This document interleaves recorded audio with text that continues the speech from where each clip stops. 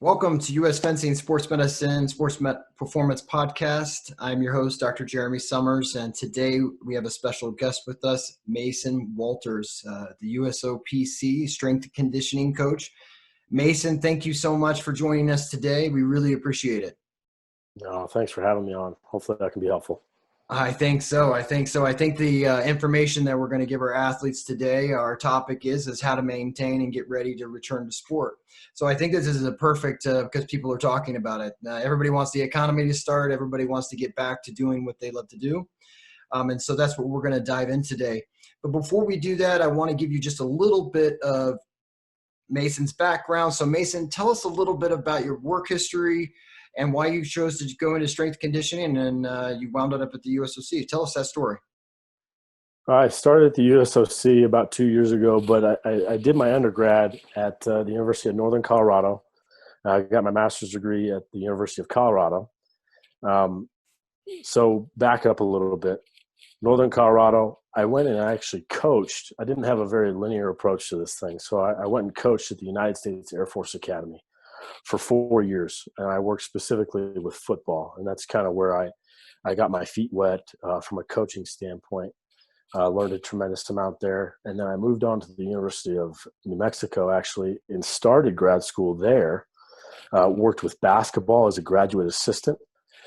Decided to transfer to the University of Colorado, and that's around the same time I actually was pursued by Brandon Stone, who is our senior sports physiologist. I worked with him briefly at the Air Force Academy, actually. He, at the time, was working with 10th Group Special Forces Unit. We had him for the 2015 season, generated a relationship, and he felt like he needed to come get me, so to speak. I'm probably giving myself too much credit there, but he hired me, and ever since I've been the strength coach with acrobat and combat sports within the Olympic side. Excellent. And then welcome to the USOC. I'm sure that the USOPC, I'm sure that you're enjoying your time working with these Olympians in these sports. It's a tremendous challenge, great opportunity. Just how it expands your mind to think about all these different sports, but then link back into what you do and how you can help them from a general perspective is so important. So, yeah, it's been fun. And you've been working with some of our national team athletes this year, and I've heard only good things. So thank you for your support with our national team. I want to jump in and just now that we know a little bit about you, we're really it's really happy to have you here to give us some of this information. So the things that we want to go over today are really some guidelines of how to maintain your fitness levels so that you don't go too far down when you want to come back. And then we're going to talk about the next thing is how to return to sport appropriately. And I'm going to ask you 5 things that you would want athletes to consider going through their strength conditioning programs at home. So the first thing I want to ask right now is, how do we maintain? The advice for these Olympians getting ready to go out, and even these athletes that are younger, some of the athletes that are listening today could be 15 or 14 up to, our Olympic athletes or even our veterans. We want to let them know what are some guidelines of how to maintain their fitness levels at home.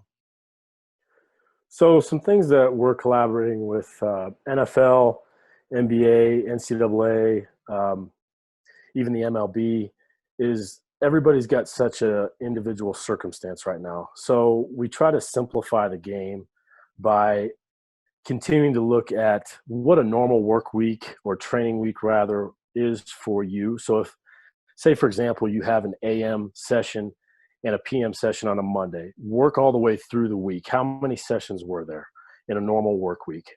And then back up and say, okay, that AM session on Monday was a 3 out of 5. And we kind of go from a 1 to a 5 on intensity. So if it's a pretty normal, intense morning, that would be a 3.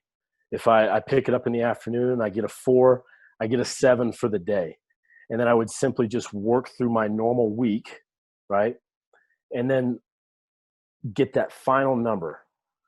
Take that number, right? Write it down. Now in quarantine, do the same thing to a degree. You have your AM, PM session. Try and keep it as normal as possible. Keep a similar time frame. Rate yourself.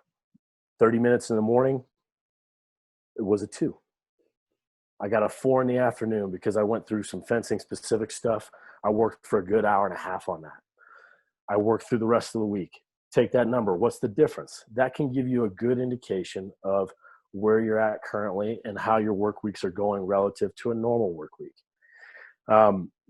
What we're seeing from our research, and it's very hard because it is very unprecedented, is that this 40% range is kind of what we're keying in on. And I think we're going to get to that in a little bit, but we want to try and maintain or mitigate the detraining that we have because of the different circumstances that we're all in by continuing to take a look at a work week just as that. What was my intensity? How many times I trained? And then rate yourself. Rate of perceived exertion, RPE, is a great way to kind of keep trending and understand where you're at.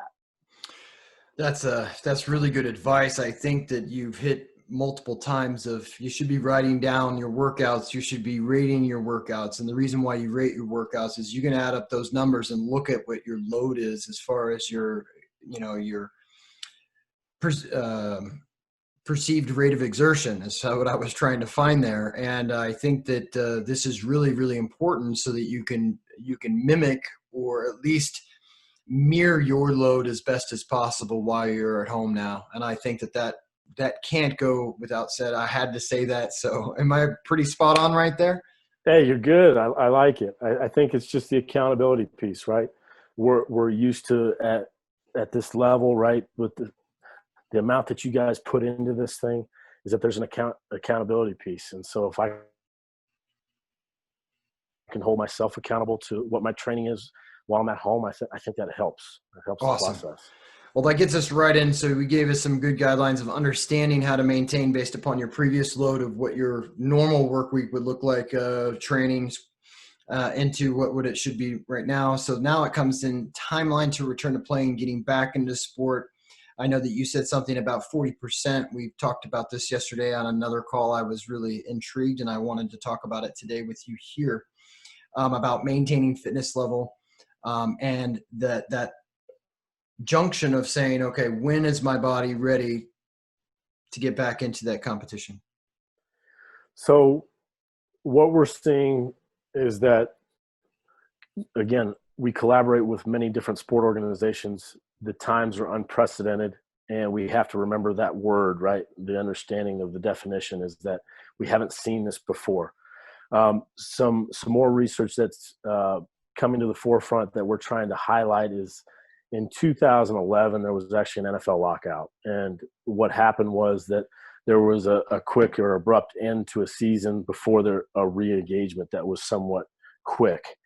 And what we saw was a dramatic uptick in the amount of Achilles tendon injuries because there wasn't this incremental increase in introduction back into the sport because that sport is played at a very high level just as ours is.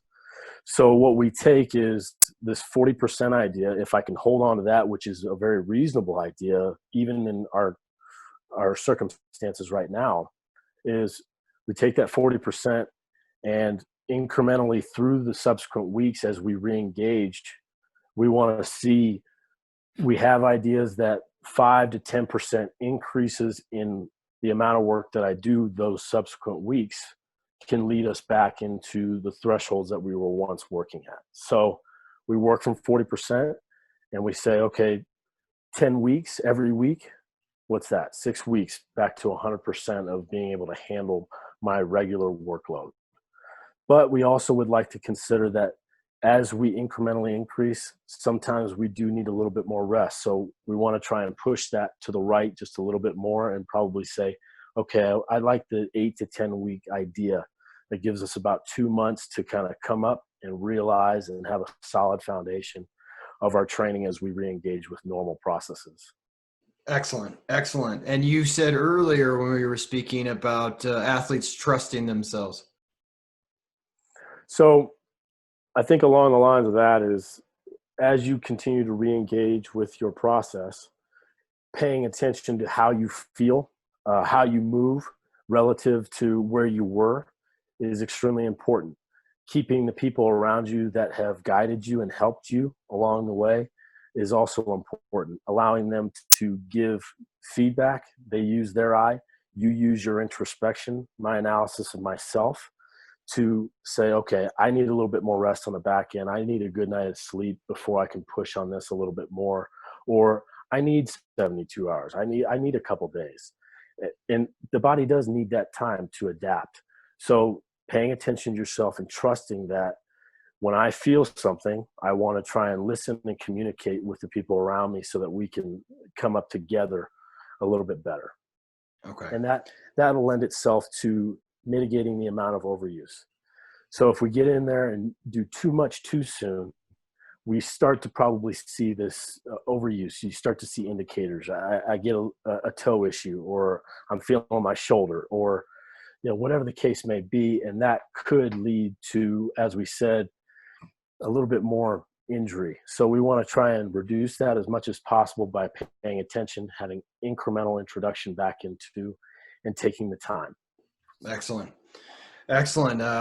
My last thought on that was that the sports medicine side coming out of me is, some of the athletes may have had an injury going into this isolation period of being at home, and now it doesn't hurt them. They just kind of forgot about it, but it was there prior.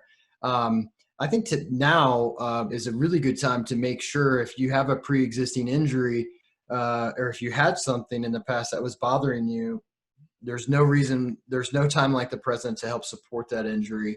And I think that you could totally include that into your strength conditioning plan while you're getting ready to go back into competition.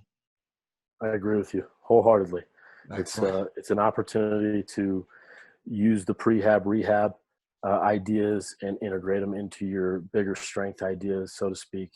And that'll help reduce whatever you're seeing from a chronic load standpoint, that we're seeing that overuse possibly, or whatever the case may be. I agree with you.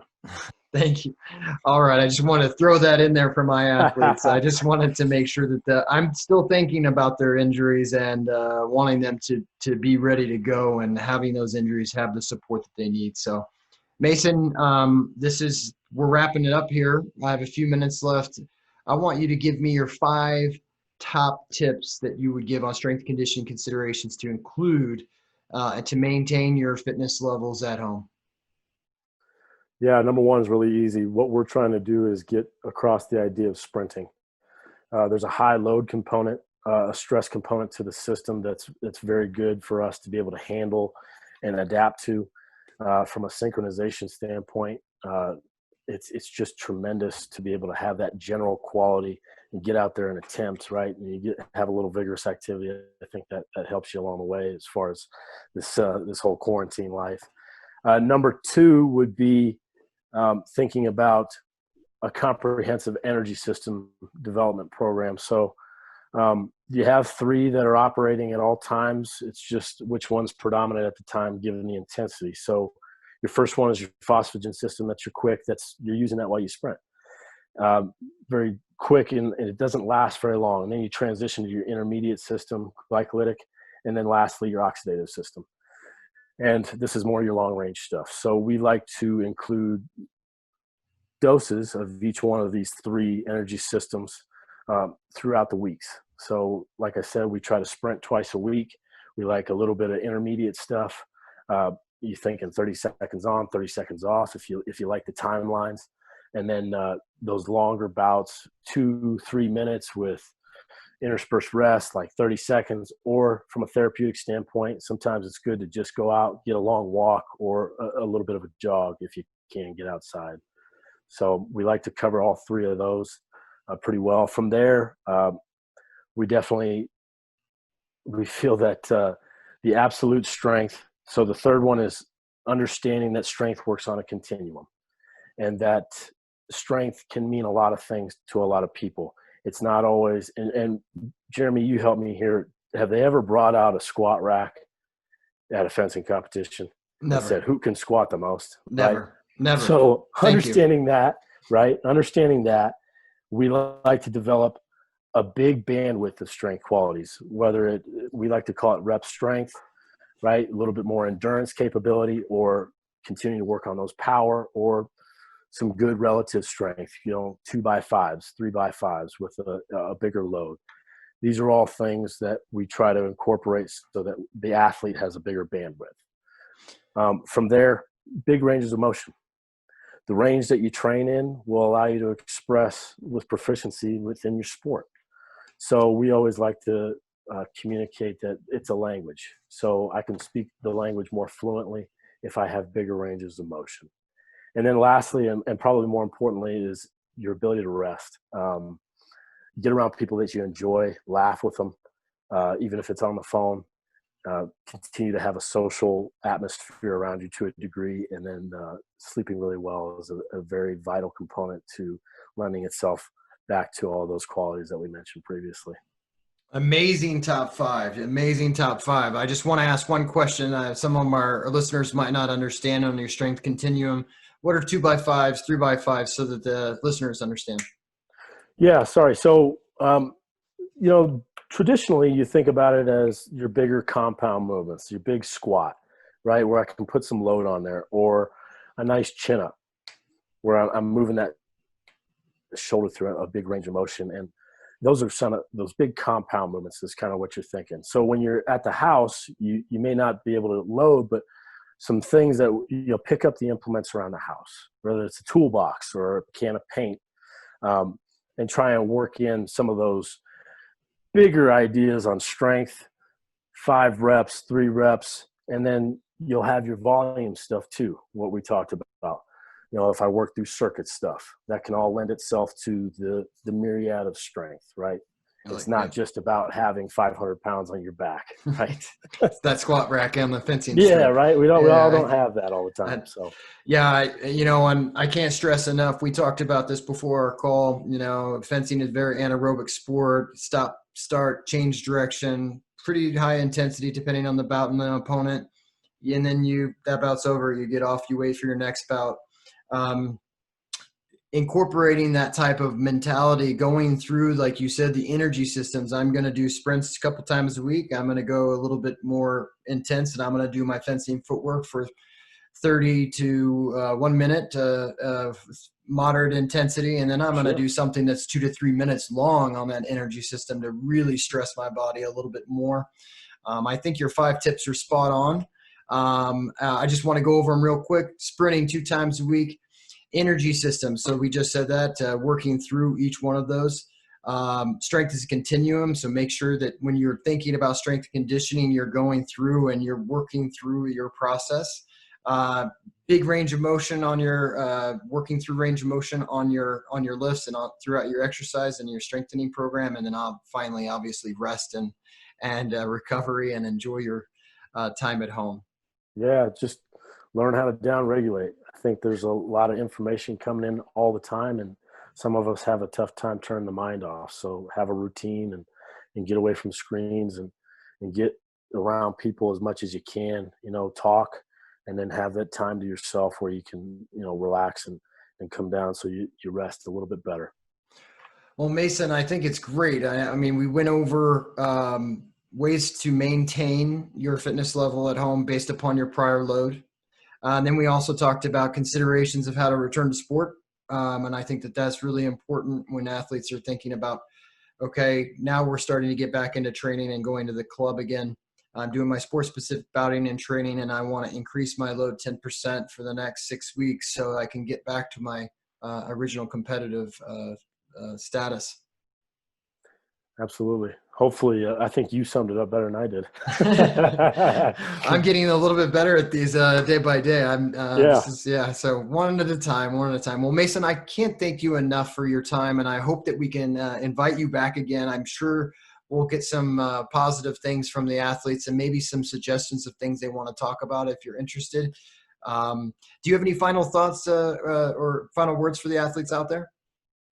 Oh, I'd like to say thank you. I mean, I appreciate you guys having me on, and hopefully it was helpful for somebody out there. If it was just one person, that'd be enough for me. So thank you. Awesome. And the last thing I want to say, if any of our national team athletes are interested in working with Mason, please let us know. All right, Mason, thank you. We will talk again. Thanks so much, man. Thanks, Jeremy. Appreciate it, man. Talk soon. Yep. Bye.